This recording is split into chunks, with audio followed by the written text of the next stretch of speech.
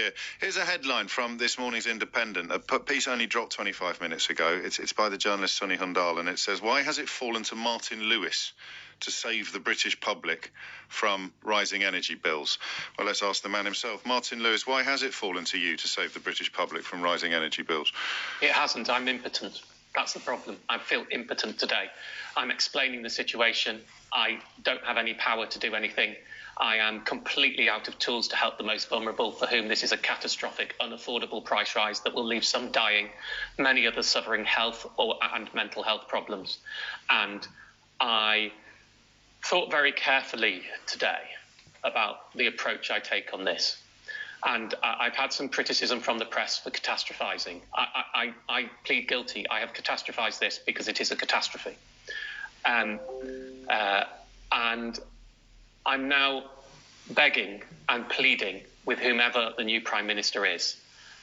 It should have been dealt with far sooner. I mean, we've known, I talked about £3,000 October price cap on my TV show. It's recorded back in March. I mean, we've all known this was coming.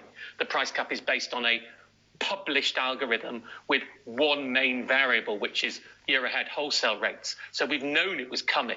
But this is just a crystallization of a number we've been talked about for ages. So all the people saying we need to wait till we know what it is, it's just nonsense. Ofgem would have given the government forward guidance like it did in May if it were asked. So look, it's too late, but that doesn't matter now.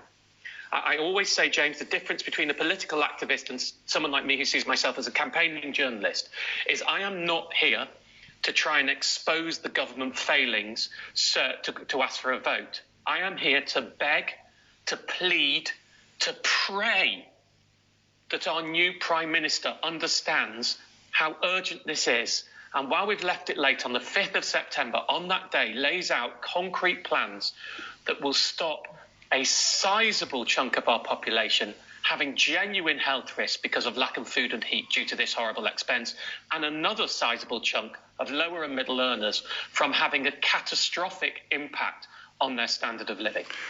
What would you do? I would redistribute money from taxation or government debt to lower and middle earners. Energy is a poll tax. Like a furlough, like a furlough scheme. I mean, you would. No. I'll be very specific. You understand the nuances here. Yeah. I am deliberately being agnostic on the mechanism. Okay. The mechanism could be a social tariff. It could be freezing the price cap. It could be just over doubling what the handouts that were given in May were. I don't care, because if I come up with a specific solution, and I have ideas, and there are pros and cons to all of them, then what we get into is a debate over, does that solution work? That's irrelevant. This is not about the mechanics. This is about political will. So I would push the will, but what we have to be plain on, energy is effectively a soft form of poll tax, because energy bills do not rise in proportion to income. The poorest decile do not pay a fraction of the top decile. Only very, very huge houses have really huge energy bills. You know, most, even you go into sort of, the top quarter of homes, they're not that much more than the bottom quarter. So it's a pretty flat rate bill. And therefore, we're going to have to do something that is effectively redistributive, that takes money away from the highest earners, that comes from taxation, or takes money from government debt, and it gives it to those people who will not be able to afford this. But and it's, James, I've just been working out a stat, and I'm about to put something on social media, so I'm going to give you an exclusive on it. We both talk a lot. It's a clash. Look, in May, the predicted rise in the price cap that the government held was just over 40%, taking an October bill to 2,800. But here's the crucial bit of that people aren't saying. In May, we had 6 monthly price caps. So that help was to last from October until April, when the predicted October to April rate was 2,800, or up 40%. Ofgem, and we objected to this and put in a consultation objected, has moved it to 3 monthly so that firms don't go bust to help with their cash flow. So we now have a 3 monthly price cap.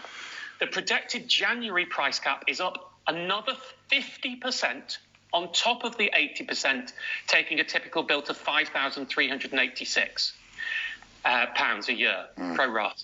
Now, if you average that over the 6 months, that means instead of the 40% rise that was predicted when the help came in, we're now looking at 121% rise over the same period. Instead of £2,800, we're now looking at £4,450 for a typical home.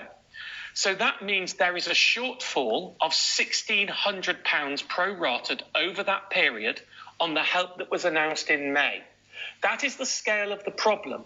Now, when you remember that a typical new full state pension is just over £9,000 on the new system, £7,000 on the old system, and we're talking about 5,000 bills, and pensioners tend to use more, never mind the fact those on universal credit get less, you can see why this is just simply mathematically unaffordable for the lowest. And there is no cutting back. There is no money-saving expert. You could put me, someone who's been doing this for 20 years, into one of those households and do every bit of magic and trick in the book, and I would not even get close to scratching the sides of what is needed here.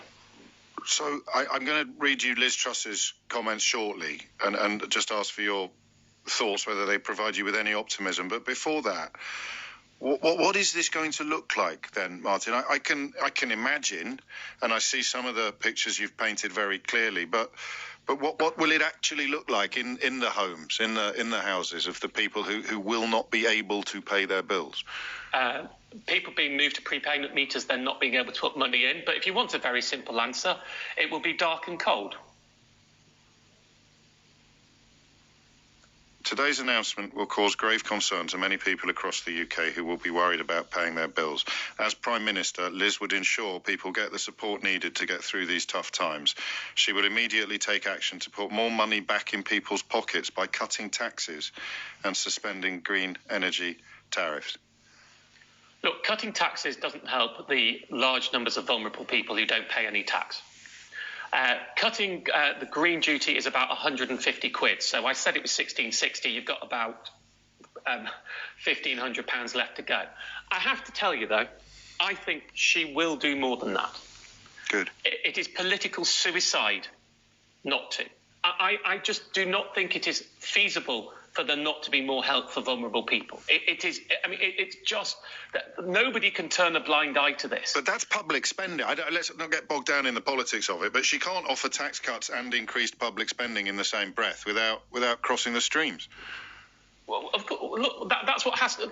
Look, the political reality is, I suspect, and I have not spoken to her nor Rishi Sunak since the leadership started. I haven't spoken to Liz Truss for years. I spoke to Rishi Sunak when he was putting together the main package. Of course I would. Okay. And gladly and happily. And this is not about saying, you awful bunch of whatevers. This is about saying, let's do it. Let's get it right. And I got criticised in May when Rishi Sunak came up with his package because I said it was a good deal. And it was a good deal, and I'd spoken to him days before and told him what needed to happen, and I applauded him for it. Because it was a good deal, and it did help people based on what we knew then. Before the tripling of the hole it was intended to help fill. Yeah, and that. But what was done then was right at the time, and he said at the time the government would do more. Obviously, there's been a change in the political... And if Rishi Sunak's Prime Minister or Liz Truss is Prime Minister, and they do something of a similar scale that helps people, I will applaud. I will say congratulations, and I will take the flack from the political, as I did back then, from people saying... This is why... I understand. No, I get that. And you're going to take flack from one end or the other, whatever you do in this country at the moment. Do you then have some sympathy for the message from Liz Truss's campaign that it would not be right for her to announce her plans before she has been elected Prime Minister or seen all the facts? No, that's bolder dash baloney and any other B word you can think of. Right? Yeah. Look, we have all the facts. We've known the facts for months. This has been going on. There is no reason you can't do this. And with a different hat on, I chair the Money and Mental Health Policy Institute charity. The devastating impact of allowing this announcement to be made without any solution being put in place is just irresponsible. But we have to move past that because it hasn't happened, and we have to go to the next stage of getting the help being put in place. But people, it is just not the right thing to do. In May, the government asked Ofgem for forward guidance. It gave forward guidance, and they made a plan on it. That forward guidance could have been asked 2 months ago. Jonathan Brearley would have done this, right?